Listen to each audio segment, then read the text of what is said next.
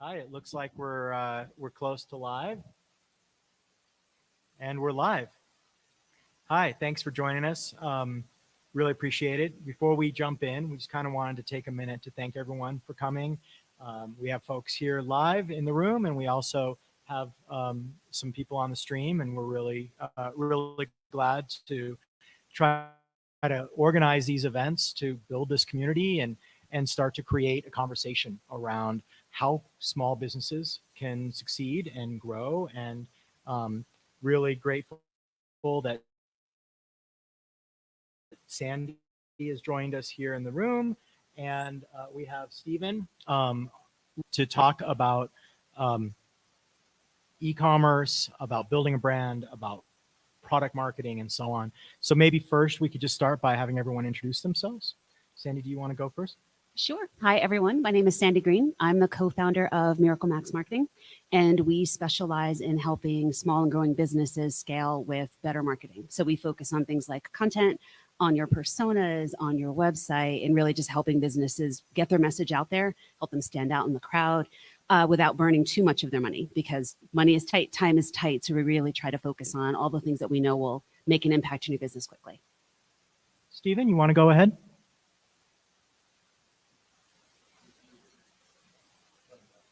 Stephen, you're muted. There we go. Running a tight crew here. I'm Stephen McNelly. I have a product called X-Mount 360. We make these specialized mounting brackets to attach microphones to VR 360 cameras. And I also work a lot on video platforms and consult on video platforms. And I'm really excited to be here talking with you folks today, because we've had so much friction in the past with the whole cycle from sales all the way through to fulfillment. So jazzed to be here today. Thank you. And yeah, I mean, we're really excited to talk about the entire product lifecycle a little bit. And I think that's what's neat about this group. Let me introduce myself really quick. So I'm Alex. I'm the founder and president of Impact. We're a sharing economy marketplace. We connect e-commerce merchants with businesses that can actually store and ship their products. So we sit on the last mile of that delivery to your customer. And so such, we're bringing together a group that is, connecting you from how you get customers to how you build your product to how you fulfill for your customers. So I'm really excited about this mix. So I think what we want to start with, if folks are open to that, is let's start with how do you establish your brand once you have a product. And maybe Stephen, if you don't mind, let me turn to you first, because you do have a product in market, and it took you time to identify that market and that need, and then talk to us about your story a little bit. Sure. So I'm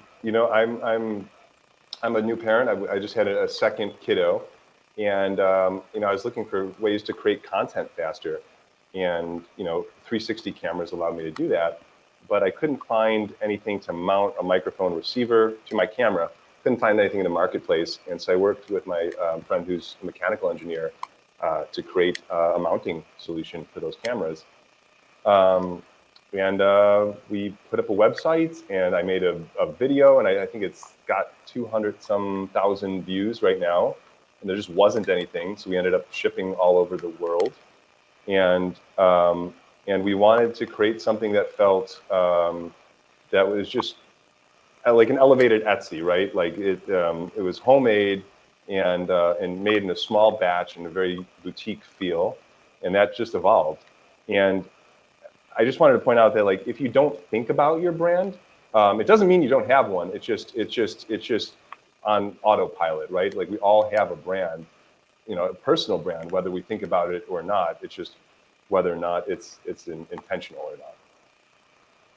Yeah, I think that's a really good point. I mean, so let me ask you this: you stood up a website, you launched a video. How intentional were you about both of those things in terms of your voice, your tone and your audience? I think we're very intentional, and the brand has evolved, um, and we always wanted to be just an authentic voice in the community. And I think it's important to think about who we are and who we're not, right? Are we someone, like we love some qualities of like Apple, and then there's this whole like 3D printer maker market. Um, and we wanted to be in that middle of like kind of Apple, an elevated 3D printer maker market. And this is when we were still 3D printing some of our products. And okay, so that's interesting. So let me ask you a little bit about that process. When you were 3D printing it, you were selling the 3D printed versions to your customers, Hmm. right? Right. Did you um, what was your process of getting feedback, and that process of getting feedback, how did that actually establish your relationship with your customers? Yeah, so I think, so early on we were, my friend had a product on Amazon. So early on, I got turned on to getting our product on Amazon, but I also maintain that direct sales channel through our website. And I've come to find you can actually move it around. Like most people think they need to be satisfied with where their sales channel lands and where their customers are purchasing. But I've discovered I've moved it around. I've moved it to Amazon. I've pulled it back from Amazon. But I do like a certain amount of volume coming in through our own sales channel, through our website, because I have that dialogue with the customer. If they have a bad review, I can reach out to them.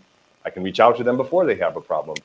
So I think looking for opportunities to have a direct voice with customers. And I'm going to want to, drill into some of that Amazon versus your direct sales channel in a bit. But before we do that, I guess I'd like to ask a little bit more about how you drove traffic to your site initially, and how you thought about establishing more than just a product site. Yeah. Sandy may have some good feedback on this. So we reached out to a lot of influencers. Originally, I was doing a lot of ad spend, and the ad spend was just this, like, it just seemed like dumping money in a pit and adding like lighter fluid to it. It's just like we weren't really getting that much for how much money we were putting in.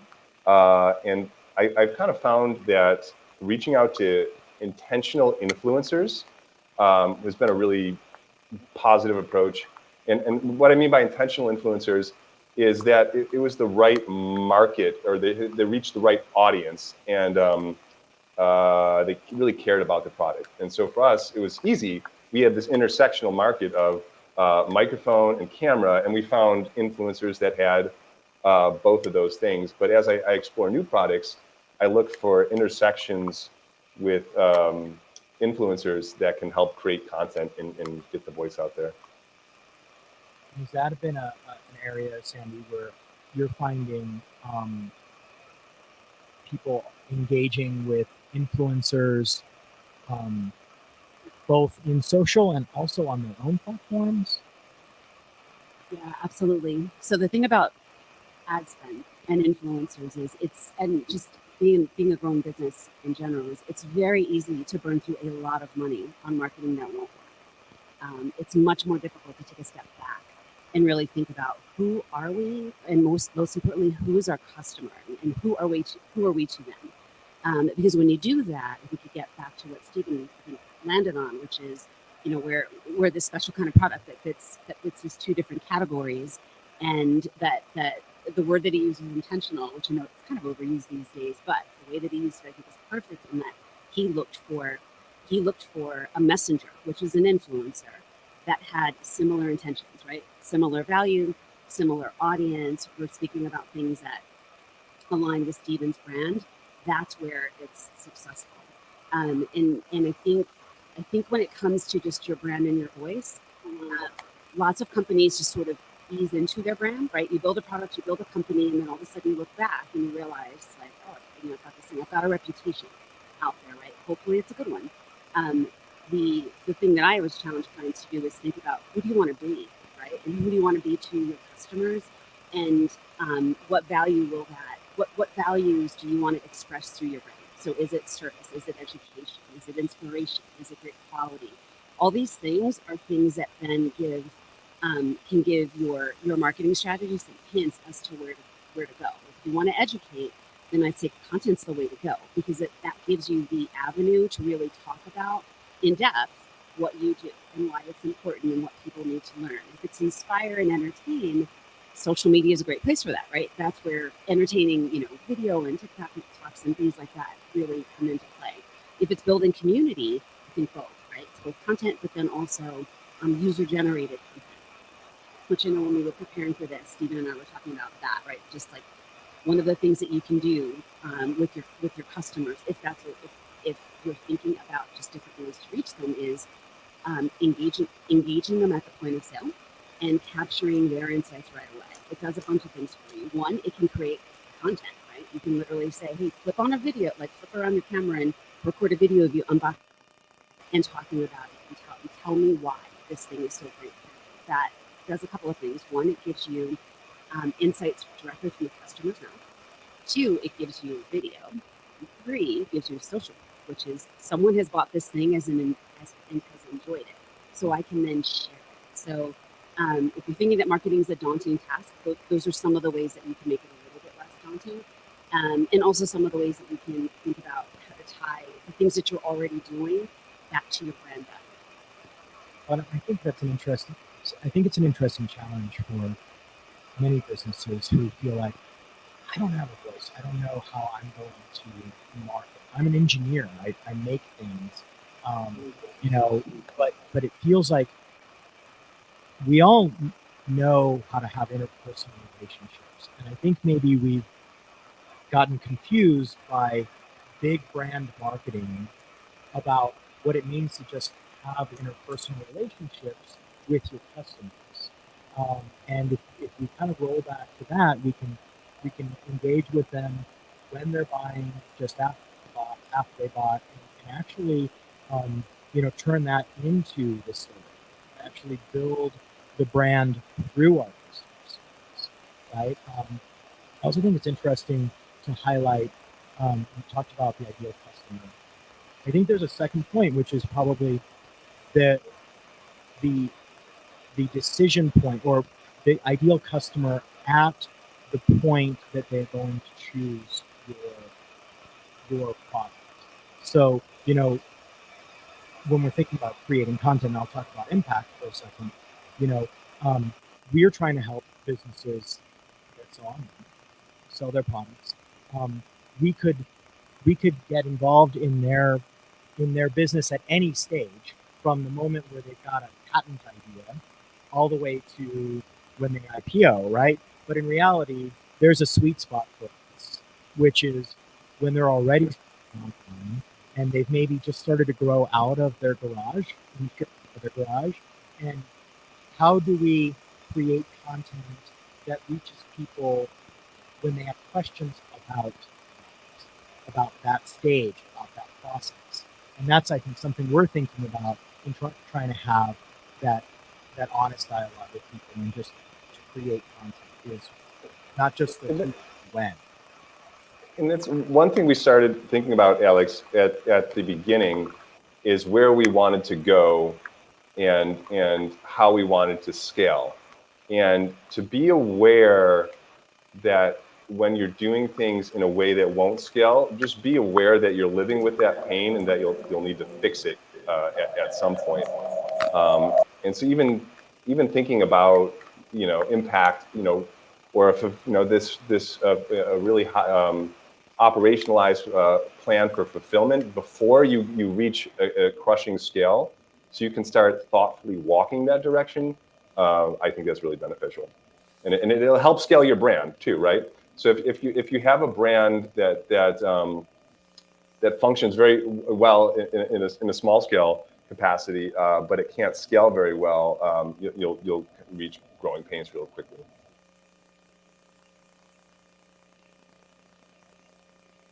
And I don't think I hear you anymore. Can you hear us? Sandy. Oh, there you go. I hear you now. Okay. Yeah. So to add to Stephen's point, some of the things that will make you stand out as a brand are some of the things that are not scalable, and that is okay. I have a saying that if you can do it 2 or 3 times, you can probably automate it. So you can worry about automation later. But I know one of the things we were talking about that make especially packaged goods stand out is the handwritten note, the extra little bit of the little bit of surprise and delight that you can include along with your product are really good ways to stand out. I would take that one further and say, if you are a founder and you're thinking about who your ideal customer is, and you're thinking about better ways to reach them, and you need feedback, one of the best tools that you have is your title. You're still founder and CEO. You can pick up the phone or drop a line and say, hey, thanks for buying my thing. I'm the founder of XYZ company. Would love to hear about your experience with it. Would you mind hopping on a call with me for like 10 minutes because you're trying to figure out how to reach more customers like you? When I get calls and notes like that from founders, first of all, it's just so special. And I'm like, absolutely, oh my gosh. And I feel like that's the way that most customers feel. They will feel delighted and just humbled that you took the moment. And there's like an honor in being an early adopter, right? There's a pride in that. Yeah. So take that 15-minute call and ask them the question you've been dying to ask them. Like, hey, why'd you buy it? Where'd you find it?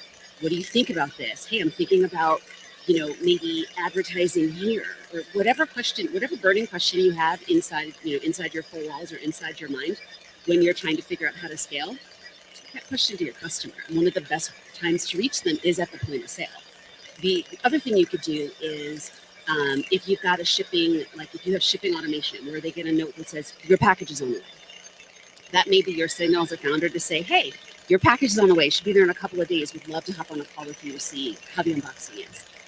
So there are a bunch of little things that you can do to really get very close to their experience. Intervene in the automation, actually take that opportunity to actually step in and be personal. Yeah, and then also just validate who your ideal customer is, because one of the things I think that is most surprising for founders is the thing that you built, and the intended use is not always the way that people use the product. The idea that you have in your head of who your ideal customer is may not be who your customer is. So why not validate it? So again, if you're thinking about it, just pick the phone, drop an email, send a text to however you reach out to your customers, DM them. Do that and just ask, because at some point you're going to get too busy to do that. So now would really be a great time to validate some of the assumptions.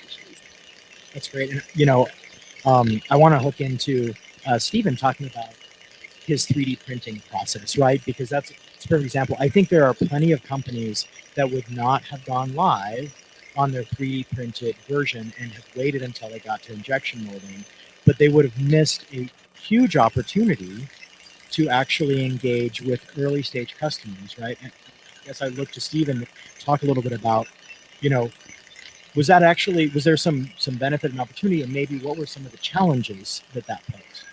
Oh man, some of the challenges were the level of consistency.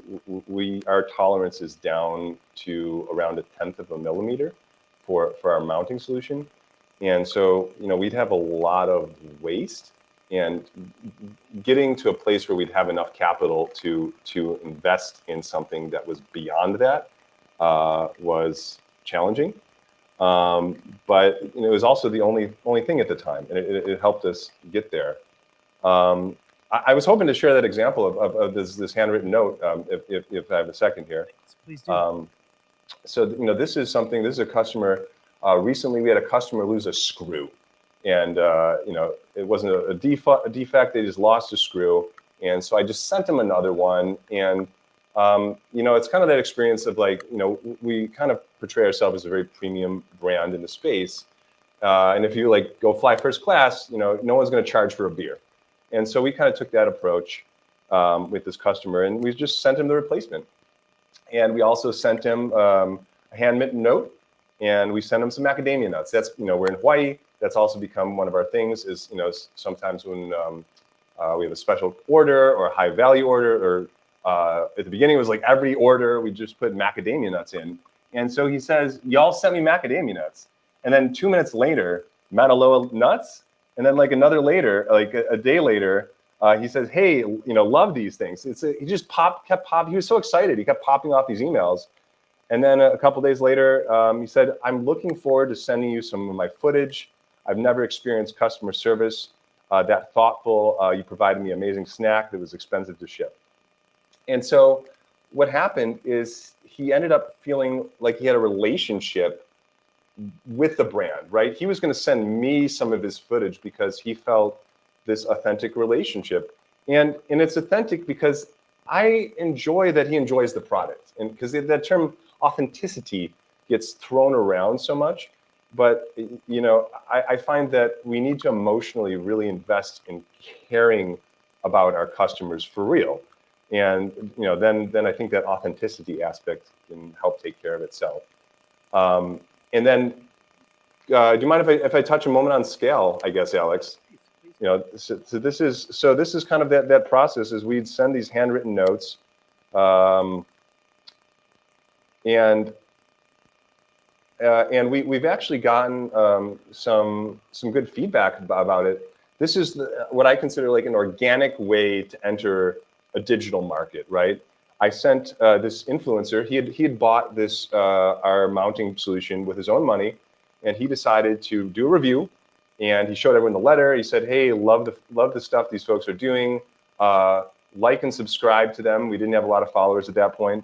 And you can see, he had 14,000 followers. We've spent time to send out, products to influencers and things like that. But this was just something he did under his own accord. And, there was a tremendous amount of value from me taking the time to write this letter and, cramped hands and ink smears and get it out to him. Well, and, I think I would like to piggyback on that a little bit too, that scaling thing, because, when we're thinking about the challenges that you have as a business scaling, it extends all the way from, how are you going to create content and market to how are you then going to operationalize your fulfillment. And I think we have a perception that there's only kind of one standard way that all this stuff works, and it's all the stuff that the big enterprises kind of do. But the 3D printed brackets, that's something that is very difficult, right, for you, Stephen, to QA and assemble, and you certainly couldn't outsource your fulfillment to your typical warehouse at that time, right? So the only thing we could do, we were using a fulfillment center, Alex, but we had to do all the testing because it was almost like a feel. Like, does this feel like it's too tight or too loose? And so we still had to do a lion's share of all the boxing and assembly, get it to a fulfillment center, and then the fulfillment center would take weeks. They weren't prioritizing us at all, right? These were big fulfillment centers with big customers, and it would take weeks. And even Amazon, it takes weeks to get our things on there. So being able to have a relationship with someone that can do fulfillment is special because they can take some of those special, unique approaches that I take with the customer. For instance, this is a conversation I've had with Alex. I don't want things to clunk around when people get a product, right? I don't want parts. I don't want it to sound like a box of Legos. And so I discovered I pack things very particularly, so they just kind of fit within a bag very precisely, and they kind of feel inevitable. And so that was a conversation I've had with Alex. Is like, hey, we had to go back and say, okay, this is how we'd actually like to pack this thing up. So pulling around and in this bag, we want to make sure it's in this little plastic bag, and we want it to actually feel like a nice experience. And that actually, when you do it right, it actually lays flat, and it actually feels better, and it's subtle. But to your point, Sandy, it's something that when they receive it, they experience it, and maybe that doesn't scale, but at the beginning, that's fundamental to how you establish your brand and how you compete in a crowded market. And it allows you to have more imagination too, right? If you think about ways that don't scale, If you only box yourself into ways that scale, then it kind of diminishes your imagination. And if you look at the bottom of this, I'll toss it up on screen because you won't be able to see it on the table. But we kind of took that original inspiration and said, Alex, can we give you a way that does scales for us? And so this is kind of like one of those little Easter eggs. You look at the bottom, and it says, we're stoked to see what you'll create. Happy 360 filmmaking from the co-founders. And this is actually a part of a note that I had originally handwritten, and it's there for people to discover. Maybe they will, maybe they won't. But if they have a conversation, with another customer, it'll give them a feeling of connection, a reason to feel special that they know about this little Easter egg on our product. So let's kind of bring this back maybe a little bit to the earlier stage of the process and talk a little bit about how you use the same philosophy to bring people to your store, to bring people to your site, and to market. Do you have any kind of thoughts on how you do that organically and create that brand and voice? Yeah, so going back to brand and voice, the most important thing is to understand who your customer is and what you mean to them. And where do you fit into their world? And there are a couple of exercises I recommend everyone do to start. And they're persona related exercises. And I'm pretty sure by now everyone's heard of who your buyer is, and that's what your persona is. But what you want to capture in that exercise is not only who they are, meaning not only like, this is Alex, he's 35, he is, lives in Denver, Colorado, professional, et cetera, et cetera. Those are interesting, right? Those are basic demographics. What you want to get to with the persona is, what's Alex's world like? And the number one bit of advice I give everyone when it comes to marketing and doing this exercise is to remember when it comes to your buyer persona, your ideal client profile, how you kind of construct your message and how you're going to stand out. It has nothing to do with you and everything to do with them. So it's very, very easy to jump ahead and say, okay, so I'm thinking about Alex, I'm thinking about him as my customer. How am I going to sell them? Like, what's he going to think of this feature? It doesn't matter. Alex is not thinking about you. Alex is thinking about Alex in his world. So one of the exercises that is really instructive in terms of just kind of getting to that is, it's an engineering term. It's called jobs to be done. And what that is you think about in the course of everyone's day, what do they need to get done? What are they doing all day? Because if you stop and think about it that way, chances are your product is a tiny, tiny sliver of a fraction of what is on their mind all day long. You need to understand that and know that for a couple of reasons. For example, if they're only thinking about, actually going back to Stephen's point, they're only thinking about what cool content they're going to create, right? What video they're going to create. That if that's not their day job, they're probably only thinking about that on weekends. That's really important, a really important insight versus a professional photographer whose sole job it is, right, is to create killer content. That may give, say, in Stephen's case, a great insight into when to reach the weekend photographers, the hobbyists versus the professionals. So that job to be done exercise, the persona exercise are really great into sort of revealing the different kinds of people who might use your product. And then what that gives you is, okay, so now that I know, say, just staying on Stephen's company, for example, now that I know I have the hobbyists and I have the professionals, I know I probably have two very different messages I'm going to deliver to them. I'm going to treat them both like professionals because my brand is about helping everyone create killer content. But when I reach them, how I reach them, what kind of information they may want, completely different. Photographers, professionals don't need let me back up. They probably need, how do I set this up? They probably don't need a one-on-one on lighting or a one-on-one on sound or a one-on-one on apertures, right? But a hobbyist might be very, very much interested in that. So that's when thinking about the kind of content you'll create and who you create it for really comes into play. And where, right? Those personas may be in different places. One might be on LinkedIn, another one might be on Instagram. Yes. And thinking about those channels and the content you create for those channels, because none of us have enough time to be on every channel. Right. So if we should be decisive about which ones we're on too.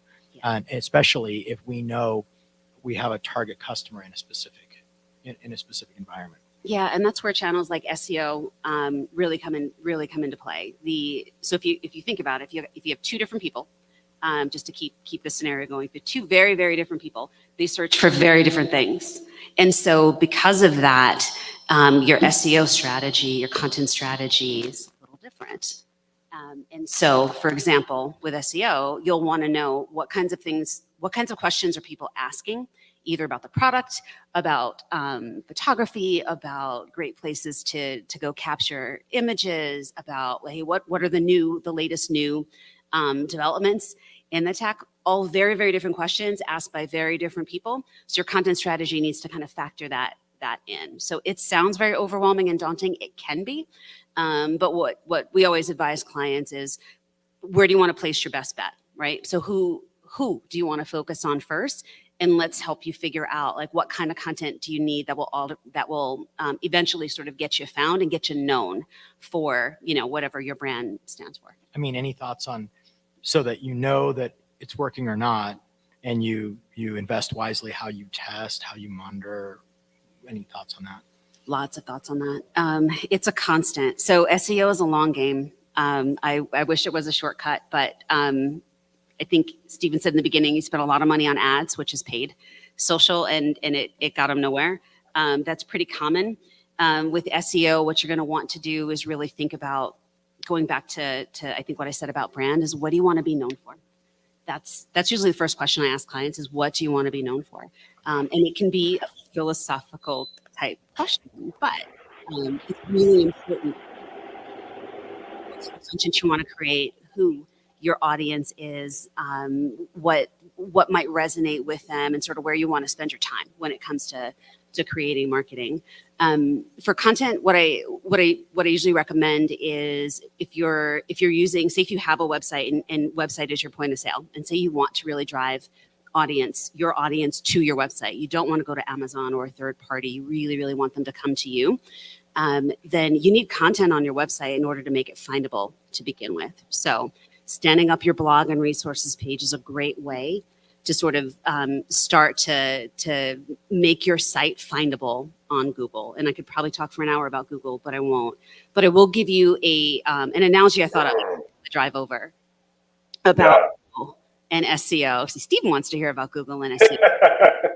This is what I thought about with Google and SEO. I think many of you in the room were around my age. Y'all remember the Magic 8-Ball? Do you remember that toy? Do you remember when you first got that toy and you thought, oh my God, finally I get answers to all of my questions? And you'd ask it a question and shake the thing and it would give you an answer. That was a really fulfilling experience. Kind of like when Google first rolled out. Remember when Google rolled out and it was like entertainment to be like, ask Google this thing. And all of a sudden you got these magical answers to things. But then over time, compared to Ask Jeeves or Metacrawler or something. Right. But then over time, everyone's websites started standing up and Google started searching websites. And obviously we realized it's an ad platform and not a platform for our entertainment. But then remember that point, it was probably 4 or 5 years ago, where you'd ask Google a question and it would give you pages and pages of irrelevant nonsense. And it was like, I don't have time to decipher all of this stuff. Kind of like what happened with the Magic 8-Ball. You started asking it nuanced questions and it would be like, maybe that's not useful to you. So the thing with Google is it's sort of come full circle, because in order for it to be a useful platform, it has to answer the dang question. So now when you ask it, when someone types in a question, what you'll get is the short answer. And then if you've noticed, you scroll down a little bit past the sponsored ads, you get all the related questions. That's really where things are now when it comes to search. So it's really, really important for you to answer the question that your audience is asking. And that is the thing that you need to understand when you're figuring out who your audience is. That's the kind of content you need on your website in order to be findable, in order that you're an authority on the topic, and then in order for you to show up on related searches. It's so funny that you put it that way, in terms of the question, and because that's been actually part of my deep brand focus, is becoming the answer to the question, right? That's been part of the fabric of our brand, and even trying to stay upstream of Google, because people are going to places like YouTube to find the answer to their question, depending upon what your product is. And I think with where AI is going, we're getting back to a place where there's services that are actually answering people's questions again. I subscribe to OpenAI, and I was just remarkably thinking about it yesterday, how really what I'm kind of doing is I'm doing paid search in a way, right? Like I'm paying OpenAI to give me the best quality answer to my question instead of like who's sponsoring this video. And so that's what I've done with our content is try to, it's an ad, but it also is an answer to people's question, and it serves as content to fuel AI in terms of helping to answer people's questions. Well, and I think there's a metaphor in that, you know, that just give me the answer approach that we're all really drawn to with OpenAI and the, you know, early Google, and that is, you know, it is, you know, with our products, we think about all of the things that they do and all of the things that it takes for us to build them and all the things that it takes for us to, you know, sell them. And we can often get muddied about what problem it solves and just answering the question and not getting into a lot of the background about how we got here. I've seen this great video. Probably a lot of people have seen it. It's been pretty viral, but it's two women in an aisle looking at frying pans. And one of the women is, you know, using the frying pan like, you know, to flip pancakes, flip flapjacks. And the other woman is clearly swinging the frying pan like a club, you know, and the caption is people buy products that solve their problems, right?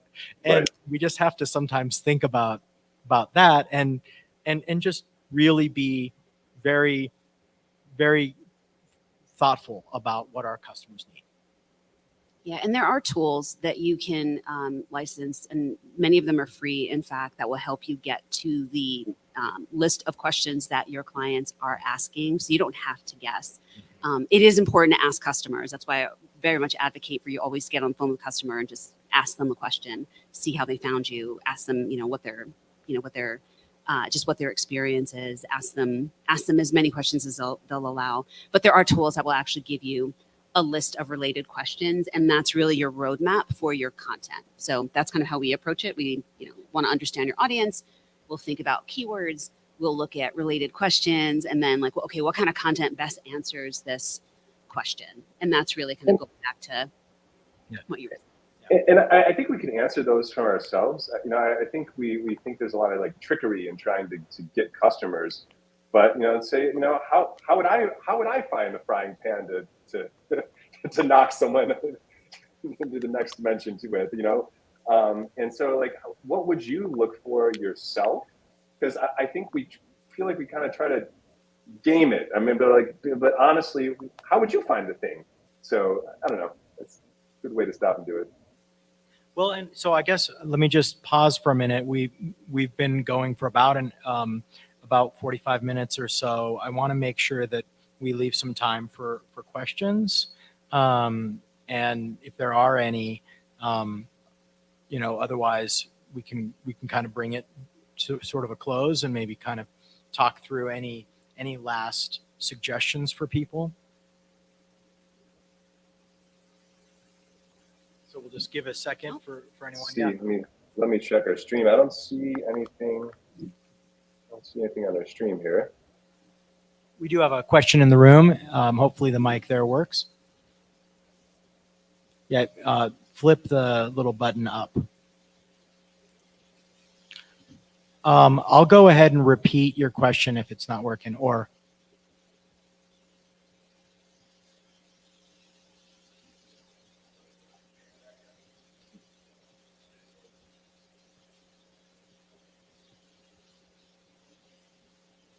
Yeah.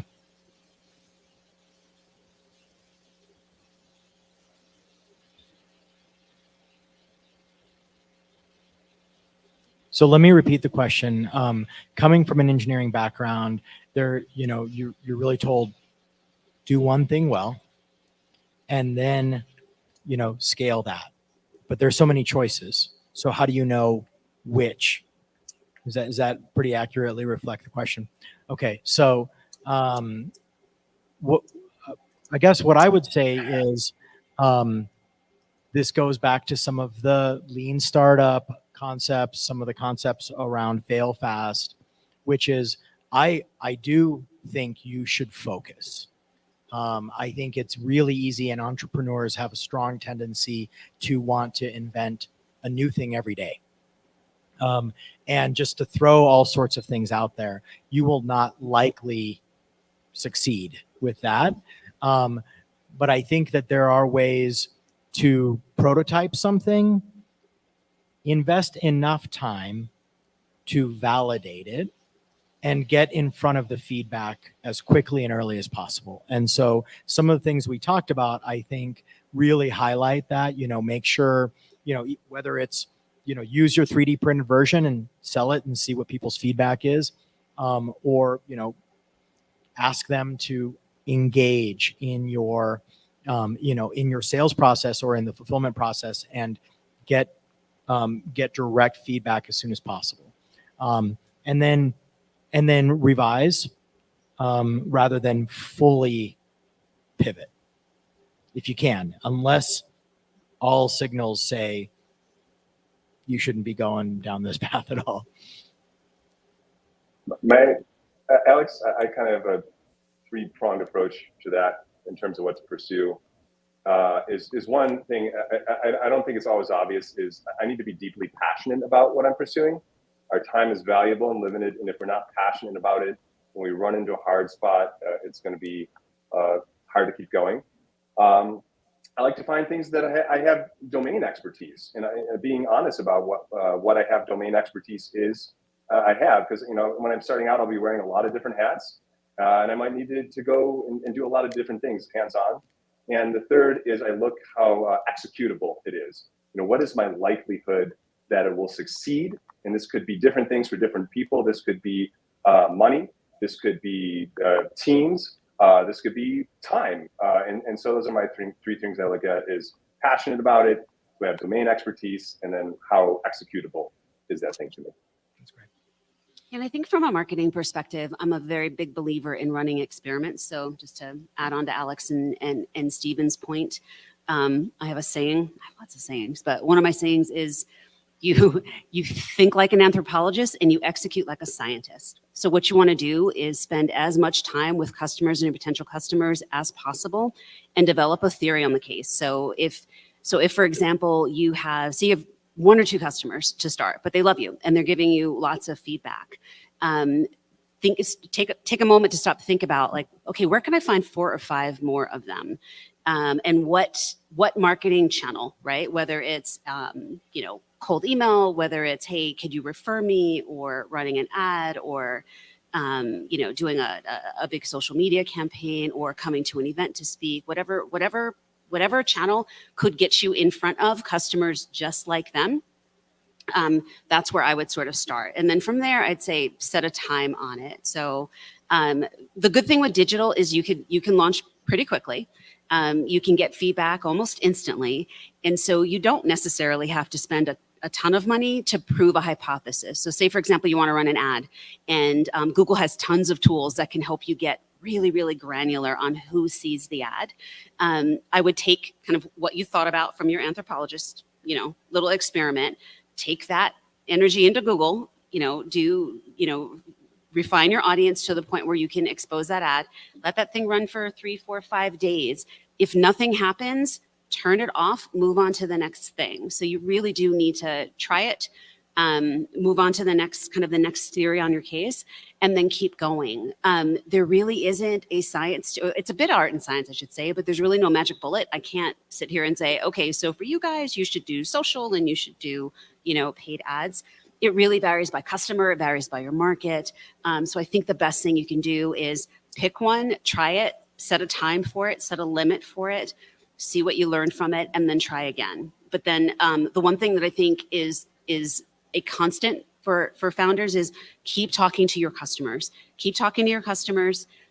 Keep an engagement going with your audience, and also talk to customers who didn't buy you. Talk to customers who bought something else. Talk to customers who said, no, thanks. I don't want to move forward with you.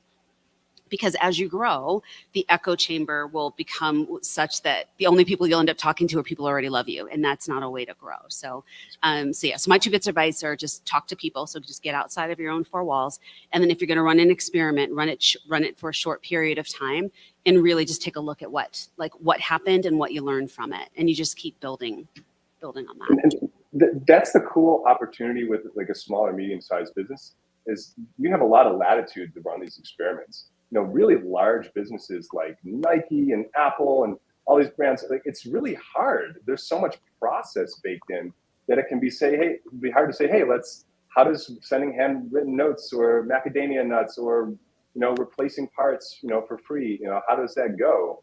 And we have such latitude to experiment, and it's fun and enjoyable. We do have a question online. Let me know when I can fire that off too. We're ready. Yeah. Okay. So Moses asks online, bringing a new physical product to the market, will a crowdfunding campaign dilute your brand?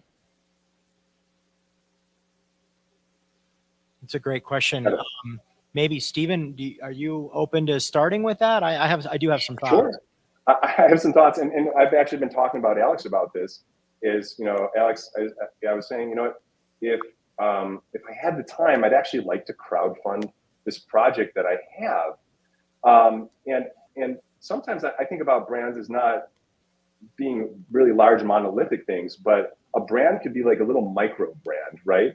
And there's all these I think of like high-end fashion. There's all these, high-end fashion that I've never heard of, but then there's, a pair of shoes for $5,000 and people think, oh, those must be really worth it. And that must be some valuable brand. And I think we have the same opportunity, is we can build a really beautiful micro brand and use a platform like crowdfunding to catapult it, especially if we have success stories that we can stand on, right? And we can say, oh, we executed against this other product, and we shipped out thousands of these units, and now we're doing something similar but a little different. No, that's great. I think that with crowdfunding, you do have to think a little bit through your whole life cycle, because we've heard, I think that if you successfully crowdfund, that's typically good as proof, social proof that people are interested, but then you have to deliver. And so what I think a lot of us hear the horror stories about is what happens after you get your product funded, and now you actually have to build it, but then you actually have to deliver it. And I do think that folks should think about that entire life cycle when they go to do it, not just, and it's a little bit like raising venture capital. I think, you need to be ready when you actually get the money to actually hit the ground. So you should put some operational intention around actually delivering it to your customers, not just getting the money. Yeah, a brand ultimately is a promise. So when you think about your relationship with your customers and your relationship with the market, what promise are you making with this new product? And I think one of the ways to maybe safeguard your brand, if you are going to crowdfund and say you don't know if it's going to be successful or not, is to keep a great open line of communication with those potential customers about where you are, like what's going on, how far along are you in the journey, thank them and keep them updated, because ultimately people are optimistic, they're rooting for you, right? So there's no shame in tapping into a broader audience to Even get something if you're off behind, be transparent. Yeah. I'd say just craft a really lovely letter for when it succeeds, or if you have to shelve it. But really, ultimately, it's about the journey. Like, people really do want to be on the journey with you. So you've got to keep the communication going. There's nothing worse than, believing in something as a customer and then having a company just sort of go away and not say anything. So I think we've all seen that and experienced that. So just make sure that you're not that's not what you do. And yeah, I'd say I don't think there's any harm in it as long as you've got a great communication plan. I mean, honestly, that's so fundamental to what a small company has that stands out is people want to be along on the journey with you. Be open, and that communication is something that only really small companies can really do. Once you outgrow that, that's tough to scale. Yeah. It gives you a special chance to even have a relationship with that product. We haven't done Kickstarters, but we do crowdfunding launches within our own customer base now. And we were able to share the CNC, metal routing process and the fabrication process and the laser etching. And, it made them feel like they had a special connection with the product. And also I would be remiss if I didn't say that we always had our expectations. We had a whole batch of plastic injection molded parts, but we had to shave off a fraction of a millimeter. And so it was a whole nother cycle of having to redo the mold and get it back. But we built in enough time where we actually shipped it a couple days ahead of what we quoted. So that would be the other thing to keep your brand integrity. Make sure, like Sandi said, you can deliver on what you promise. Yeah, because it is a promise, and it'll keep you up at night if you don't too, because it can either make people feel joyous or there could be a lot of angry customers. That's great. Should we kind of wrap it up here? Any more questions? Yeah, thank you, Landon.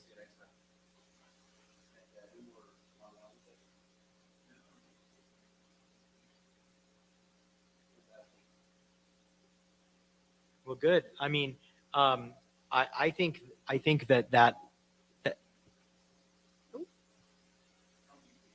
Stephen, were you trying to say something? Oh, no. I'm just, I thought there might be a question. Sorry. No, I guess in closing, I feel like really that communication and that personal relationship is what we're suggesting. You manifest in everything in your website. Don't just publish your product listing, and just have a site where you're just pitching, just talking products. Like tell people about you, tell people about how to use the product, provide resources, and be willing to put yourself out there a little bit, and do the same thing in your sales process. At every step, you have an opportunity to be authentic. Yeah, and I'd say just always look out for more questions you can answer that can ultimately help your customers. Because one, that's good content, but also it's just good selling, and it's really just good brand reputation. So the more you can share with customers about what they're wondering, what you see other customers going through, how innovative and new ways maybe they can use your product, what you're thinking, where your business is going. I mean, there's no shortage of questions that you can answer. So I'd say build that into your product and really start that relationship with your audience and community. And I guess I would just say, define your brand and who you are and who you are not, because whether you choose to, it'll define itself without you. So it's best to be intentional when you do those things. All right. Thank you. Folks. Appreciate it. Thank you.